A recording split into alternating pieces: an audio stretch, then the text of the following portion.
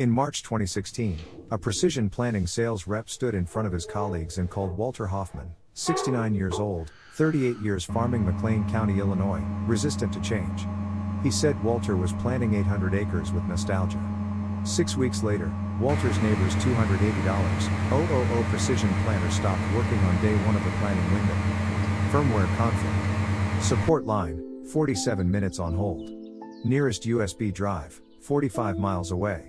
Walter planted his fields in his neighbor's 600 acres, with a 1978 John Deere he'd bought for $4,000, and finished before the rain came. 3 months later, the same sales rep stood up in front of the same kind of audience. And said he was wrong. The question is, what did a 40-year-old planter in a spiral notebook know that a $280,000 system didn't? There is a word that the agricultural technology industry discovered in the 1990s and has not stopped using since, and the word is precision. Precision planting. Precision application. Precision agriculture. The word appears in product names and conference titles and the marketing materials of companies that sell equipment to farmers for prices that would have seemed improbable to the generation that preceded them. The word implies something specific, that the practice it describes is more accurate than the practice it replaced, that the measurement is finer, the placement more exact, the outcome more closely aligned with the intention. This implication is sometimes true. But precision is not the same as reliability. A precise system that fails is precisely useless.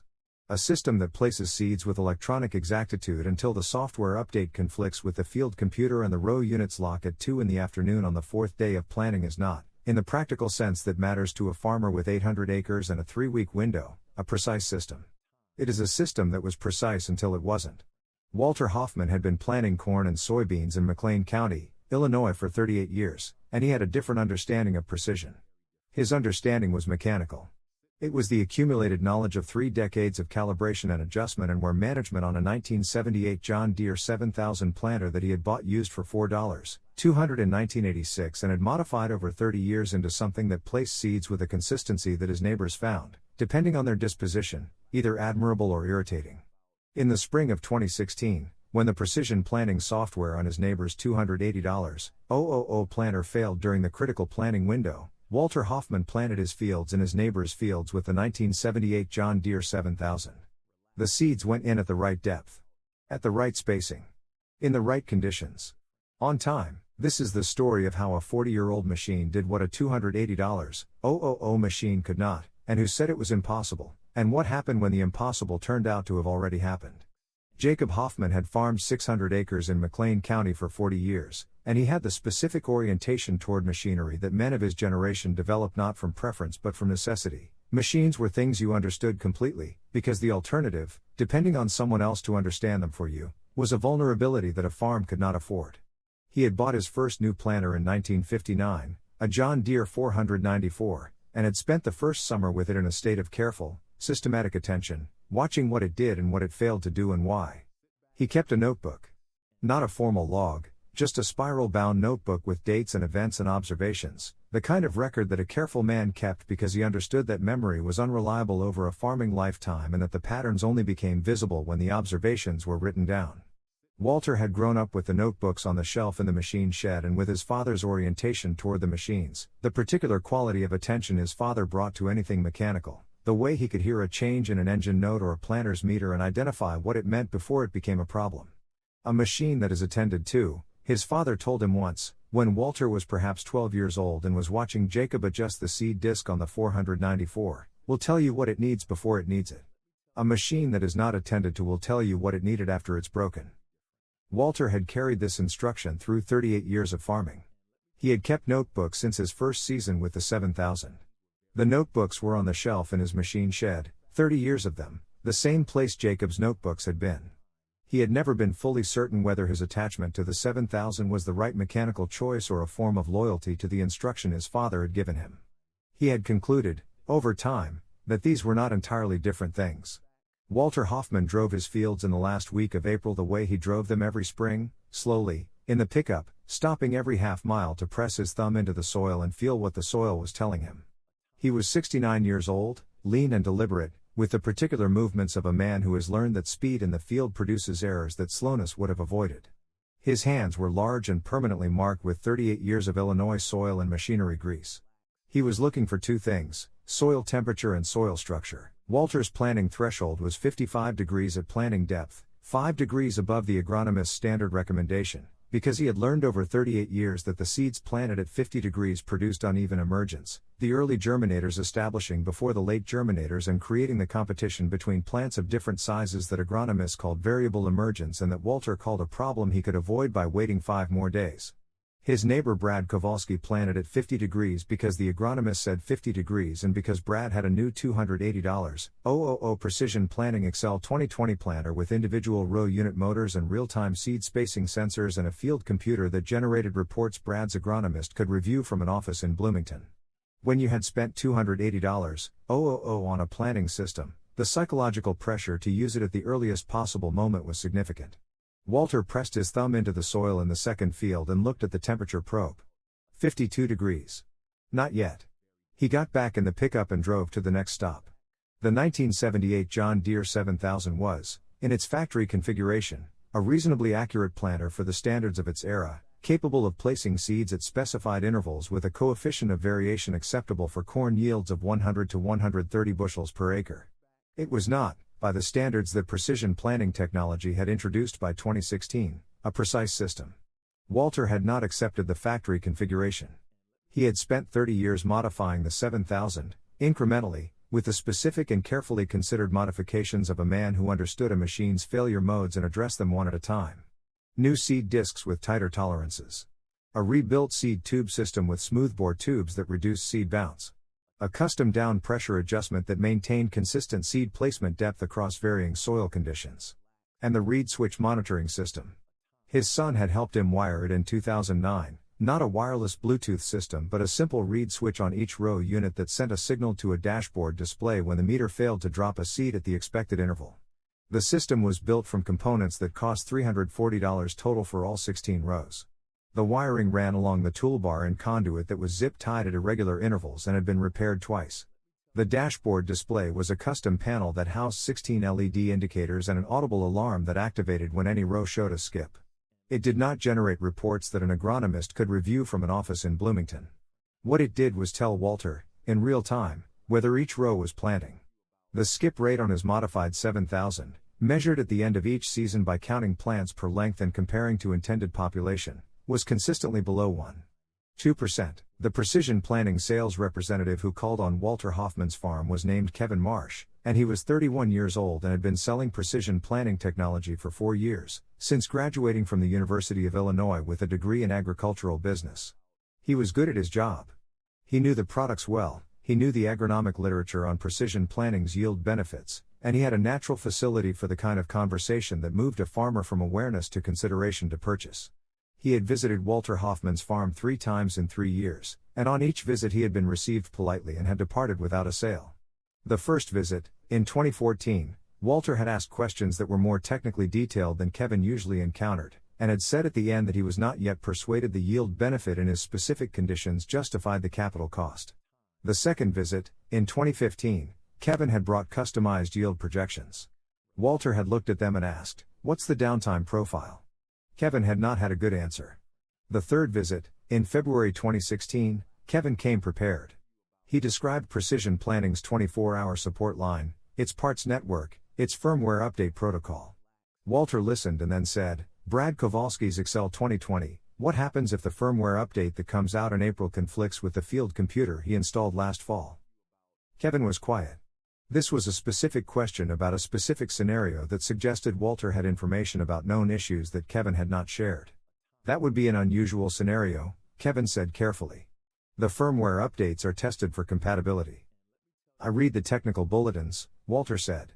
The January bulletin described the conditions under which a conflict could occur. Brad's field computer is in those conditions. Kevin drove home from that visit without a sale and with the uncomfortable awareness of a salesman who has been outprepared by the customer. He told the story at the regional sales meeting in March, in Bloomington, before a room of 14 other sales representatives and his regional manager, Dennis Powell. He did not tell it as a story about his own failure to answer a technical question. He told it as a story about a customer who was resistant to change, who had been farming for 40 years with a 40-year-old planter and who found reasons to stay with what he knew rather than moving forward. He's going to plant 800 acres this spring with a machine he bought for $4,000 in 1986, Kevin said. He said it with the tone of something between amusement and exasperation. He's got a reed switch system he built himself for $340. He writes his planting records in a notebook. In a notebook. He paused for effect. I can't compete with nostalgia. The room had the quiet of people who are deciding whether to laugh. A few did. Dennis Powell did not laugh. He was listening with the specific quality of attention he brought to information that would be relevant later. He asked, what was the technical question he asked about the firmware? Kevin told him. Dennis asked 2 follow-up questions and then said nothing more, and the meeting moved on. But he thought about the technical bullet in question for 3 weeks. Brad Kowalski had purchased the Excel 2020 in the spring of 2015, the full package, including individual row unit motors, real-time seed spacing sensors, the SureForce hydraulic downforce system, and the 20 vertical bar 20 field computer. He had financed the purchase over 5 years at the agricultural equipment lending rate. He had been advised by his agronomist that the yield improvement from precision planting would more than cover the financing cost within 3 years. Brad was 44 years old and farmed 600 acres of corn and soybeans with his brother Dan. His decision to purchase the Excel 2020 was not impulsive. He had done the analysis, had seen the yield data, had talked to 3 other farmers in the county who had made the same upgrade. What he had not fully weighted was the dependency. The Excel 2020 was not a machine he could operate without its electronics, diagnose with the tools in his shop, or repair with the knowledge in his head. It was a machine that required specific firmware on specific hardware from a specific manufacturer, and when that manufacturer was acquired and the support structure changed, the dependency became a vulnerability. The acquisition had happened in March 2016, 6 weeks before the start of planting season. AGCO Corporation had agreed to acquire Precision Planting LLC from the Climate Corporation. During the regulatory review period, the customer support infrastructure was in a state of transition. On April 28, 2016, the day Brad decided to start planting, he started the Excel 2020 and received an error message on the 20 vertical bar 20 display he had not seen before. Firmware version conflict. Please update before proceeding. Brad called the Precision Planting support line. The support line hold time on April 28 was 47 minutes. Brad sat in the cab of his planting tractor with the phone on speaker and the error message on the display and the April morning warming toward the planting threshold that had taken 3 weeks to reach, and he waited. When the representative answered, she told him the fix required downloading new firmware to the field computer, via cellular connection or USB drive. Brad told her the cellular signal in the field was 1 bar. She told him to bring the unit into range or use a USB drive with the firmware from the customer portal. Brad told her he didn't have a USB drive with the firmware. She told him she could mail one. Brad told her it was the start of planting season. He called 3 dealers. 2 didn't have the USB drive, the third was in Peoria, 45 miles away, available after 2 p.m. He drove to Peoria, picked up the drive, drove back, plugged it in. The firmware loaded. The display cleared. He started planting at 4 p.m. At 5:30 p.m., a second error. The firmware update had resolved the first conflict and created a second one between the updated 20 vertical bar 20 software and the SureForce downforce controller. He called the support line. Hold time, 61 minutes. The SureForce update was in a queue with a 6 to 8 hour wait. Brad Kowalski sat in the cab of his tractor in the dark and thought about Walter Hoffman. About Kevin Marsh calling Walter resistant to change at a sales meeting. About the $4,000 planter and the $340 reed switch system and the notebook. He called Walter the next morning. Ruth Hoffman had been married to Walter for 42 years and had developed a precise understanding of his professional life and what it required.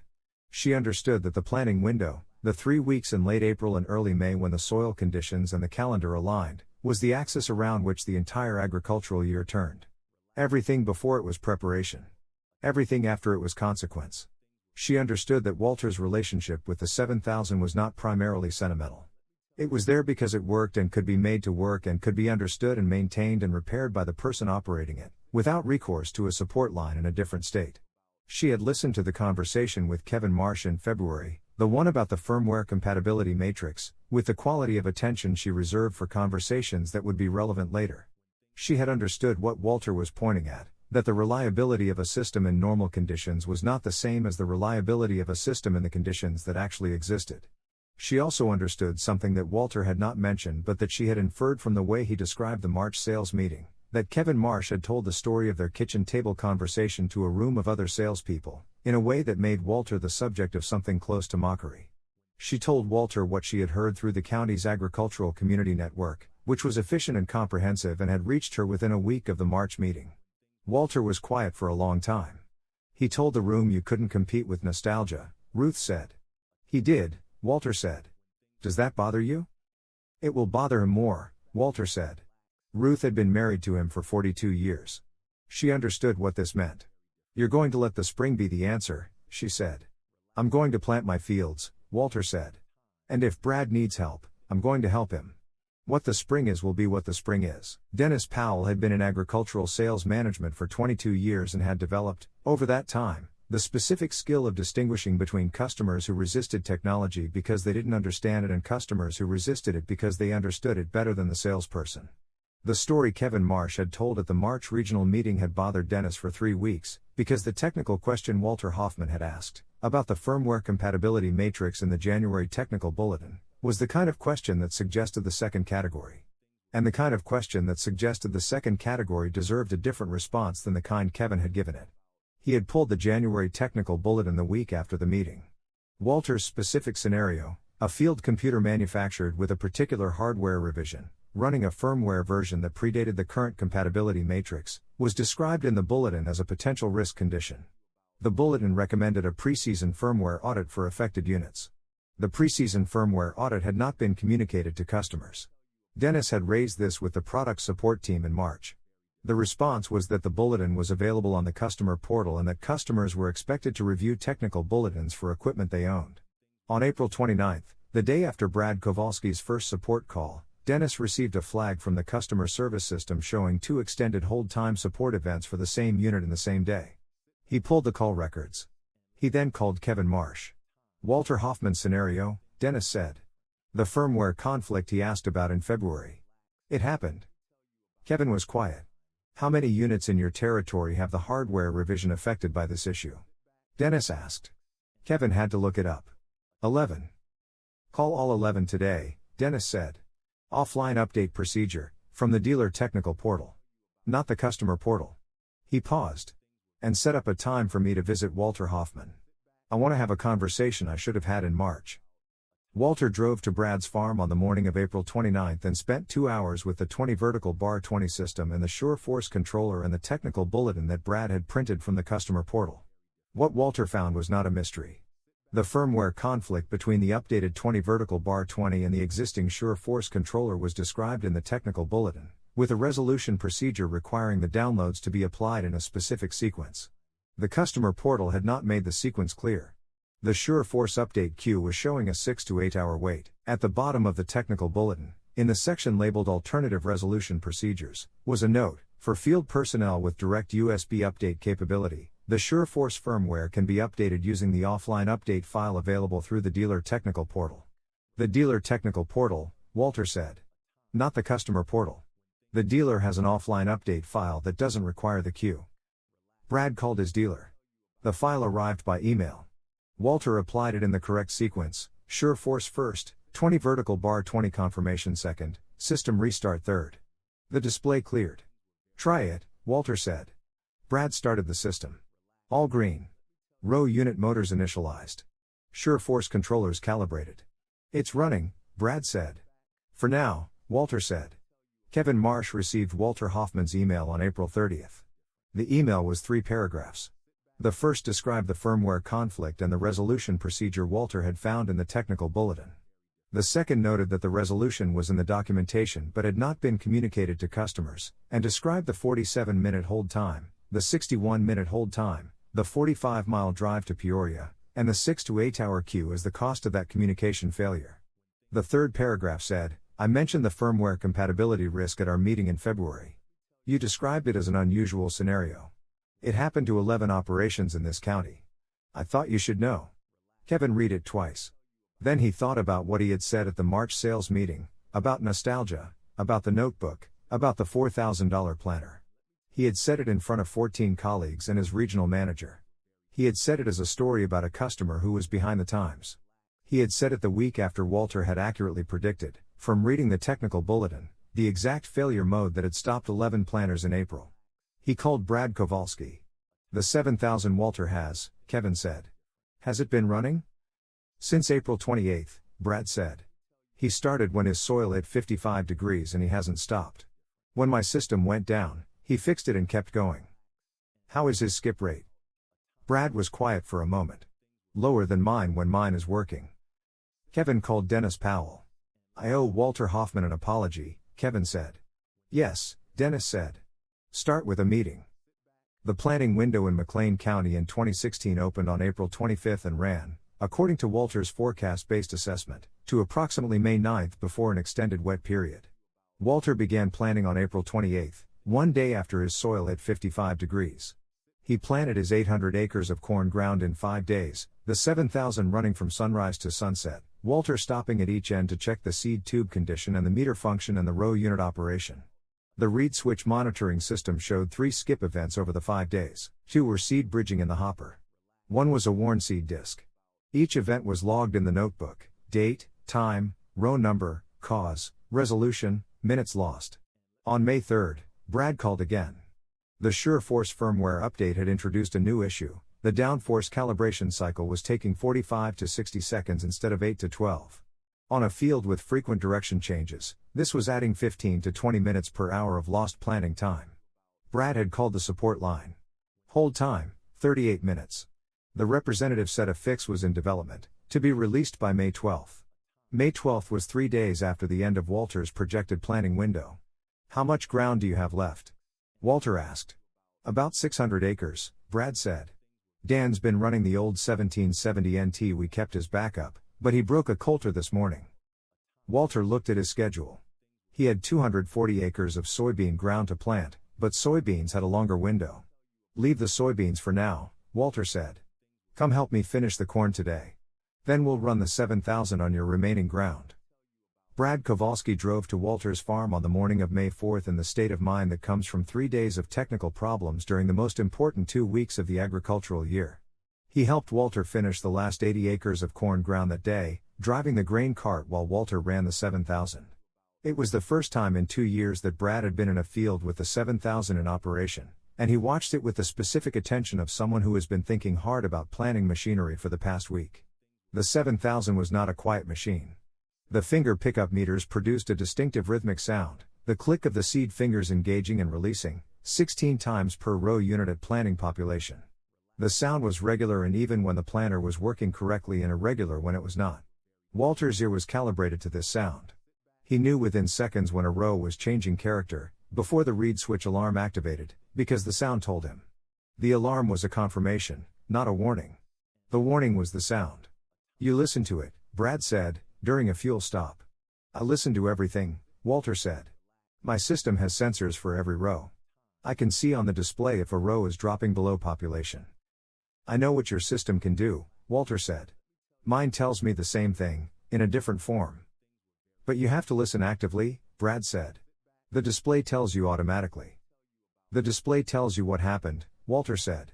The sound tells you what's happening. The difference is about 1/10 of a second. Brad thought about this. 1/10 of a second at planting speed was less than 2 feet of row. 2 feet was 4 or 5 skipped seeds. Does the 1/10 of a second matter?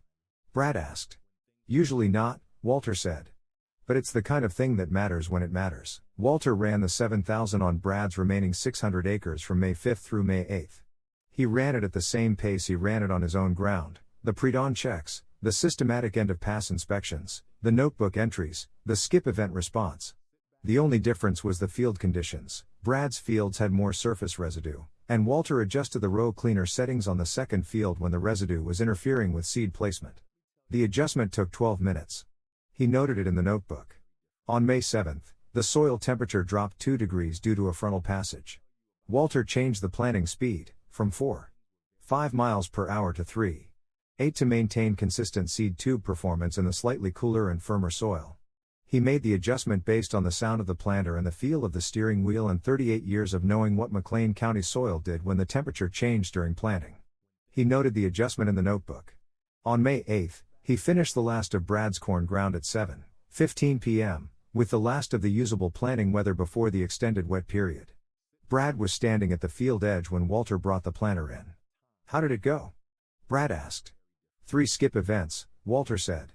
"Hopper bridge twice, Discware once. All resolved in the field." He handed Brad the notebook page. "Date, time, row, cause, resolution, minutes lost." Brad looked at the page.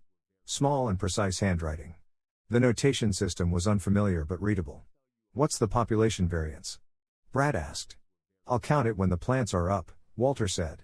"Count plants per measured length in 10 locations per field, compare to target population." "My system would have given me that automatically," Brad said. He said it without aggression, as an observation, not an argument. "Your system would have given you a number," Walter said. "Mine will give me a count. The count is what you act on." The annual Precision Planning Field Day for McLean County was held the first week of June at a demonstration farm outside Bloomington, and in 2016 it attracted approximately 180 farmers, agronomists, and agricultural lenders. Kevin Marsh was there as the territory representative. Dennis Powell had driven down from Peoria specifically for the event. Brad Kowalski was there. Walter Hoffman was there, as he was every year. The event included the standard Excel 2020 demonstration, the individual row unit motors cycling through their range, the SureForce system showing downforce adjustment, the 20 vertical bar 20 display showing real-time seed spacing data in the flowing visual format that the company's marketing materials featured prominently. After the demonstration, there was an open discussion period. A farmer from the north part of the county raised his hand. He had heard about the April firmware issues, word moved in the county, and he asked directly, how many Excel 2020 units in McLean County had the firmware conflict in April? Kevin Marsh was standing near the front with his demonstration tablet. He had been dreading this question for 3 weeks. 11 units had the compatibility issue, Kevin said. The issue was documented in a technical bulletin published in January, and the offline resolution procedure was available through the dealer technical portal. Was it communicated to customers? The farmer asked. It was in the technical bulletin, Kevin said. That's not what I asked, the farmer said. The room was quiet. Walter Hoffman was standing at the back. He had not raised his hand. He was not going to raise his hand. Kevin looked at the room, at the farmers who had been his customers or his prospects for 4 years, many of whom had heard about the firmware issues directly, some of whom had been affected by them. He looked at Dennis Powell, who was standing to the side and whose expression communicated nothing but whose presence communicated that this was a moment that mattered. No, Kevin said. It was not proactively communicated to customers. We had the information in the technical bulletin and we assumed customers who needed to know would find it. That assumption was wrong.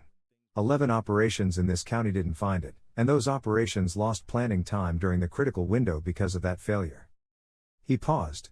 I want to address something else directly, he said. In March, at our regional sales meeting, I described a customer in this county, Walter Hoffman, who has been farming McLean County for 38 years with a 1978 John Deere 7000, as being resistant to change. I suggested that his questions about our system's reliability were a form of nostalgia rather than a form of legitimate technical concern. He looked at the room. Walter predicted, in a meeting at his kitchen table in February, the specific firmware compatibility scenario that affected 11 operations in April. He was right. I was wrong. And the way I described his concerns at our sales meeting was not appropriate. The room was quiet. He planted his fields and Brad Kowalski's 600 acres of corn with the JD 7000 while Brad's system was down, Kevin said. On time. Within the window. With a skip rate below what the Excel 2020 was achieving when it was running. He paused. Walter Hoffman's knowledge of that planner and his understanding of its performance under real conditions is not nostalgia. It is expertise. I should have recognized that difference in February. Walter, in the back of the room, said nothing. He had not expected this. He looked at the floor and then at the wall and then at the ceiling of the demonstration barn and thought about his father's notebooks on the shelf in the machine shed. Dennis Powell watched Kevin from the side of the room. He had not told Kevin what to say. Kevin had figured out what to say on his own, in the 3 weeks since the March meeting, and had said it in front of the same professional audience that had heard the original version. Dennis Powell drove to Walter Hoffman's farm on a Monday in early June, without Kevin Marsh, because this was not a sales visit and bringing his sales representative would have made it a negotiation when he wanted it to be a conversation. Walter was in the machine shed doing post-season maintenance on the 7000, replacing the seed disc that had shown where in the May 7th skip event. They went inside for coffee. I've been thinking about the conversation Kevin described from your kitchen table in February, Dennis said. The firmware compatibility question. Yes, Walter said. You read the technical bulletin? Dennis said. I read all the technical bulletins for equipment I might consider purchasing, Walter said. It's a habit from 30 years of maintaining equipment where understanding the failure modes is how you avoid them. Kevin told the March sales meeting that you were resistant to change, Dennis said. He said your concerns were nostalgia. I know, Walter said. He said it to a room of colleagues and managers, Dennis said. That was wrong. He acknowledged that at the field day, which was, Dennis paused, not something I told him to do. He worked out what he needed to say on his own. I was there, Walter said. I know. Dennis looked at his coffee. I want to ask you something that I should have asked in March instead of letting the spring be the answer. He paused. What else do you know about our product's performance limitations that we don't know you know? Walter looked at him for a long moment. This was the right question, asked too late but better late than not asked. Come look at the planner, he said. Walter took Dennis into the machine shed and showed him the notebooks. Not just the 2016 notebook. The full shelf, 30 years of them, stacked in order, each labeled with the year in Walter's handwriting. Every skip event from 1986 to 2016, Walter said. Date, time, row, cause, resolution, minutes lost. And at the back of each notebook, the end of season plant count data, population variance and spacing coefficient of variation, measured by hand in 10 locations per field. Dennis looked at the shelf. 30 years of planning records on an 800-acre farm. Your records show the performance trajectory of the 7,000 over 30 years of progressive modification, Dennis said. Over 30 years of maintenance and modification, Walter said. The baseline 7,000 had a skip rate around 4%. The current configuration runs below 1.2%. The records show how it got there and what it took to keep it there. He pulled the 1986 notebook and handed it to Dennis. The handwriting was the same as the current notebook, small, precise. Dennis opened it to a random page and read, May 4, 1986. Row 7, skip event 14, 23. Cause, seed bridge, left side hopper. Resolution, stop, agitate. Resume 14, 27. 4 minutes lost. The total maintenance cost over 30 years? Dennis asked. Approximately $8, 400 in parts, Walter said. At my labor rate, roughly $3, 200 in time. Original purchase price was $4, 200. Total investment in the 7,000, approximately $15, 800.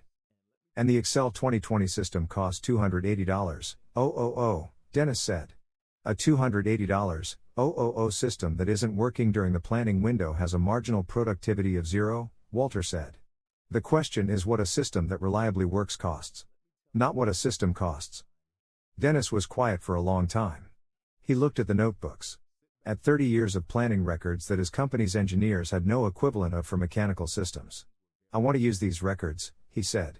Not for marketing. For product development. The long-term performance data for mechanical planning systems is in the hands of people like you, not in our engineering department. Why don't your engineers have it? Walter asked. Because they stopped developing mechanical systems 15 years ago, Dennis said.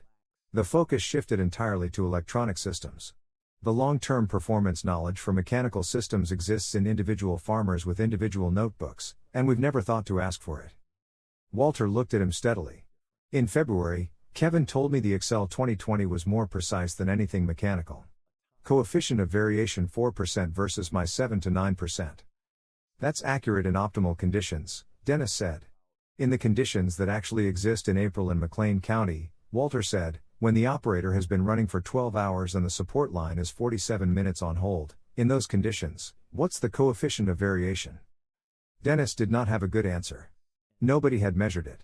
The performance you can measure in a controlled demonstration, Walter said, is not the performance that determines whether the crop gets planted. You've been selling the first number without knowing the second. The McLean County Farm Bureau held its annual Fall Agricultural Update meeting in October 2016. And Dennis Powell had arranged, through the county program coordinator, to present on precision planting technology and what the past season had shown about its performance.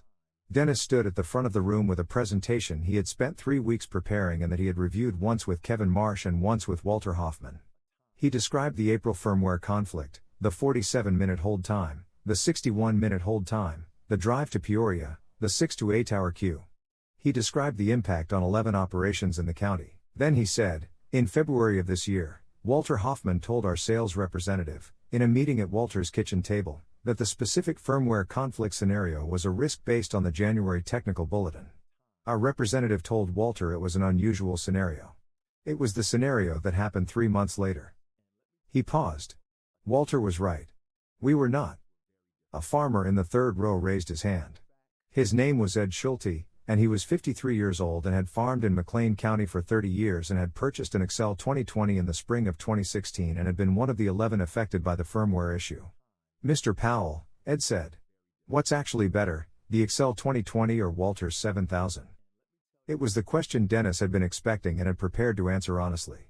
In optimal conditions, the Excel 2020 is more precise, Dennis said. Coefficient of variation 4% versus the 7007 to 9% after modification.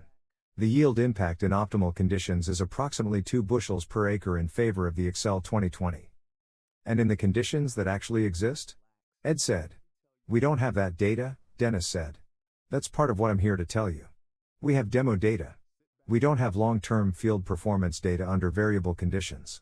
Walter Hoffman has 30 years of that data in his machine shed, and it doesn't show up in any of our comparisons because we never asked for it. Kevin Marsh was in the room, in the 5th row. He was not speaking. He had said what he needed to say at the field day in June and did not need to say it again. What are you going to do about it? Ed Schulte asked. Dennis described the changes, the revised support protocol for the planning window, the proactive communication of technical bulletin issues, the preseason firmware audit process. He described the proposal he had made to Walter, a 3-season comparison trial on matched field pairs, designed to measure performance under the conditions that actually existed in McLean County in April. Under Walter's conditions? Ed asked. Not the demo conditions? Under the conditions that actually exist, Dennis said. Variable soil temperature, variable surface residue, full documentation of all system downtime. The trial protocol was developed with Walter's input. He looked at the room. I want to say one more thing, he said. Kevin told the room at our March sales meeting that Walter Hoffman's questions about system reliability were a form of nostalgia. Kevin corrected that at the June field day, in front of a similar audience, without being asked to.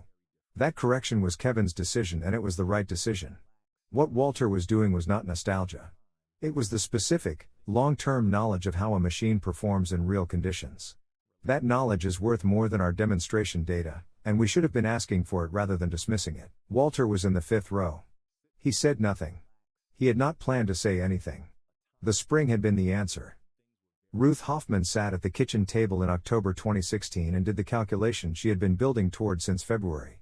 The 7000's total investment over 30 years, $15,800. Annual maintenance cost averaged $527 per year. The skip rate improvement from factory configuration to current, 2.8 percentage points.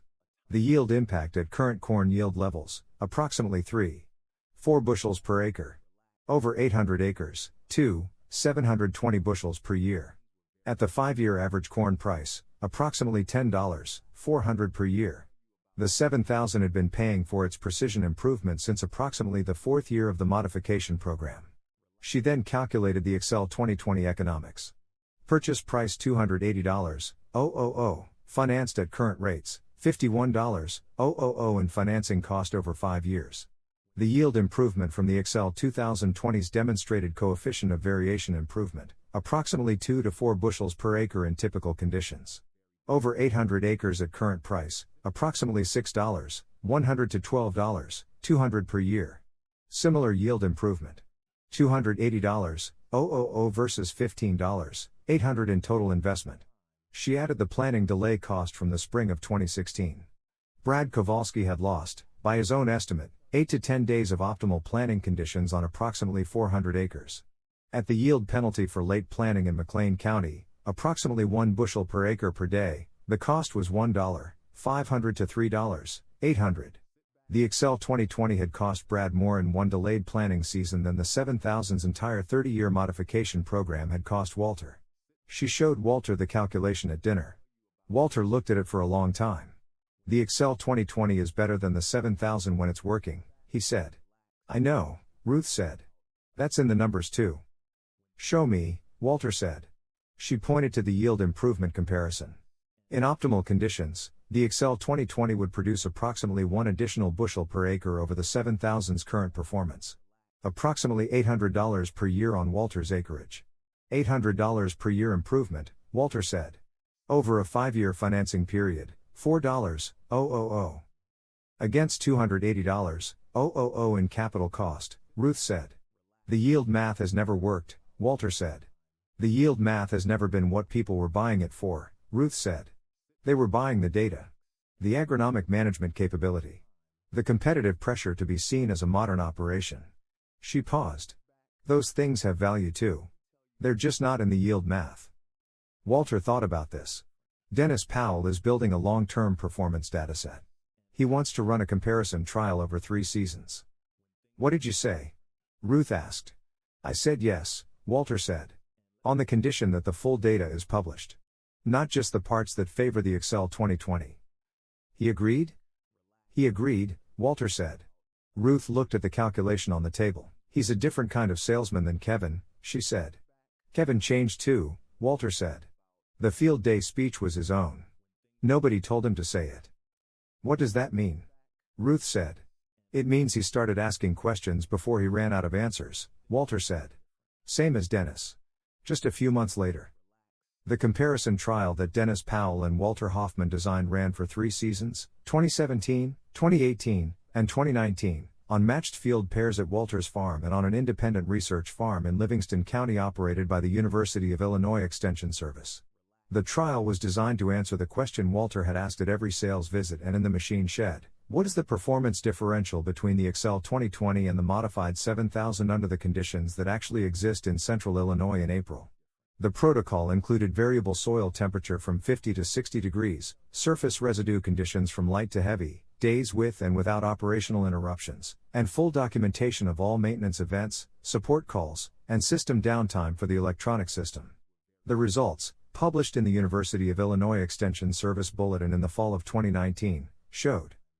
In optimal conditions, the Excel 2020 outperformed the modified 7000 on seed spacing coefficient of variation by 2.7 percentage points and skip rate by 0.6 percentage points. Yield impact, approximately 2.1 bushels per acre. In variable conditions, including 2 days during the 2018 trial when a firmware update was required, the performance differential narrowed significantly. The modified 7000's consistency across all conditions produced a season average coefficient of variation within 1.4 percentage points of the Excel 2020 season average. Total downtime across 3 planting seasons, Excel 2020, 14.7 hours. Modified 7000, 3.2 hours. The electronic system's downtime included 6.4 hours of support calls and waiting periods. The conclusion read, in the specific conditions tested, neither system provides a clear economic advantage when full cost accounting is applied. The electronic system provides superior performance in optimal conditions. The mechanical system provides more consistent performance across variable conditions. The industry's standard comparison methodology, optimal condition demonstration performance, understates the performance advantage of well-maintained mechanical systems in variable conditions. Dennis Powell presented the bulletin findings at the McLean County Farm Bureau Fall Meeting in 2019. Kevin Marsh was in the room. Walter Hoffman was in the 5th row. Neither of them said anything after the presentation. The data said what needed to be said. Walter Hoffman retired from active farming in the fall of 2020, turning the operation over to his son Mark and Mark's wife Diane, who had been working alongside Walter for 7 years and had spent 3 of those years learning the 7000. The retirement was not a clean break. Walter was still at the farm every day, because the farm was where his attention lived. One of the things he did in the winter of 2020 to 2021 was the notebooks. He spent that winter organizing 34 years of planning records into a format that Mark and Diane could use, not the private notation system of the originals but a structured database that documented the maintenance history, the skip event patterns, the modification sequence, and the performance trajectory. You're translating, Ruth said one evening, watching him work. The notation system is mine, Walter said. The database needs to be theirs. What are you losing in the translation? Ruth said. Walter thought about it. The feel, he said. When I write down a skip event, I know what the field conditions were, what I'd been doing for the previous 4 hours, what the soil felt like that morning. The database has the event. It doesn't have the context. Can you put the context in? Ruth said. Some of it, Walter said. The soil temperature data, the residue notes, the weather. The subjective part, the feel of the field, that's harder. So you're documenting what you can document, Ruth said. And trusting Mark to build the rest. The way I built it, Walter said. The way my father built it before me. He finished the database in March. In April he walked Mark through it beside the machine. With the machine running. Asking questions and waiting for the answers. Mark was 39 years old and had his own feel for the 7000, different from Walter's in the specific ways that any person's relationship with a machine differs from another person's. Not better or worse. Different. What do I do? Mark said, during the April walkthrough, when the 7000 eventually wears out. Walter was quiet for a moment. You do what I did, he said. You find the machine that can do the job, and you learn it completely, and you modify it to fit the conditions, and you keep the records. The specific machine matters less than the relationship with the machine. The Excel 2020? Mark said. If you know it completely and maintain it completely and keep the records and understand the failure modes, yes, Walter said. Any machine. The principle is the same. Mark looked at the 7000, the 43-year-old planter that had planted 800 acres per season for 34 years, that had been modified in 17 places and maintained beyond what its manufacturer had considered necessary, that had been the subject of a 3-year university trial and a Farm Bureau presentation and a sales manager's conversion. The 7000 has a few years left in it, Mark said. A few, Walter said. He was right. The 7000 planted 2021 and 2022 and 2023. In 2024, a crack developed in the toolbar's mainframe weld. Walter and Mark together decided it was the natural end point. The machine had run its life. Mark purchased a used and well-maintained 7000 from a dealer in Iowa for $3,800. He spent the winter of 2024 modifying it. He kept notes. The spring of 2025 was the first planting season that Walter Hoffman did not go to the machine shed. He was 78 years old and his hips had reached the point where the field work was no longer practical, and he had accepted this the way he accepted most things, not with drama but with the specific, practical recalibration that a changed circumstance required. He sat on the porch in the morning and watched Mark take the pickup into the fields for the pre-planting survey that Walter had done every spring for 38 years. Ruth brought him coffee and sat beside him. The notebook? Ruth said. Third shelf, Walter said. He started it in January. The notebook was the 2025 volume of the planning record, Mark's handwriting now, different from Walter's in the specific ways that all handwriting differs from all other handwriting, but organized in the same structure, recording the same categories of information, building the same kind of record that Walter had been building since 1986 and that Jacob Hoffman had been building since 1959. The machine shed held a modified 7000 that Mark had been working on since December. 3 modifications so far, different from the ones Walter had made, because Mark's fields and Mark's conditions were not identical to Walter's, and the modifications that fit one season's learning were not always the modifications that fit another. In the 5th drawer of the filing cabinet, in the folders that Walter had organized over the winter of 2020 to 2021, were 66 years of planning records, Jacob's from 1959 through 1975, Walter's from 1986 through 2020, and now Mark's beginning in 2021. 66 years of what had happened in the fields of McLean County during planting season. The skip events and the causes and the resolutions. The soil temperatures and the residue conditions and the adjustments made in the field on the basis of what the machine was saying and what the weather was doing and what 38 years of paying attention could tell you. The records were not everything. The feel of the field was not in the records. The sound of the planter was not in the records. The knowledge that lived in the hands and the ears of the person operating the machine, that could be described but not fully transferred, was built through the practice of attending to the specific place over time and could not be shortened or substituted. But the records were what could be documented. And the records were what gave the next person a place to start. Mark came back from the field survey at 8 o'clock and came to the porch. 48 degrees, he said. Another few days. What did the soil feel like? Walter said. Mark pressed his thumb and forefinger together, feeling the memory of the soil's texture in the gesture. Structure is good, he said. A little moisture variation in the southeast corner. I want to check that again tomorrow. Your grandfather would have said the same thing about that corner, Walter said. Mark looked at him. You never told me that. It's in the 1968 notebook, Walter said. Third entry. April 14th. Mark went inside to find the 1968 notebook. Walter sat on the porch with his coffee in the April morning and thought about his father, who had kept the first notebook in 1959 and had told him that a machine that is attended to will tell you what it needs before it needs it. He had spent 38 years proving his father right. He was satisfied with this. The John Deere 7000 planter was introduced in 1971 and remains one of the most widely used finger pickup planters in American agricultural history. Precision Planting LLC was founded in 1993 in Tremont, Illinois. The company was acquired by the Climate Corporation, a Monsanto subsidiary, in 2012. AGCO Corporation announced an agreement to acquire Precision Planting from the Climate Corporation in 2016. The acquisition was subsequently blocked by the European Commission on competition grounds. Precision Planting was eventually sold to AGCO through a restructured transaction in 2017. The firmware compatibility issues described in this novel are fictional, though they represent real categories of technical risk in electronic agricultural systems that depend on multi-vendor software components. Walter Hoffman, Ruth Hoffman, Jacob Hoffman, Mark Hoffman, Brad Kowalski, Kevin Marsh, Dennis Powell, and all other characters are fictional. McLean County, Illinois is real. The yield response data and economic comparisons referenced in the novel are based on real agronomic research on planting precision and corn yield. Ruth's calculation is fictional. The arithmetic it represents is not.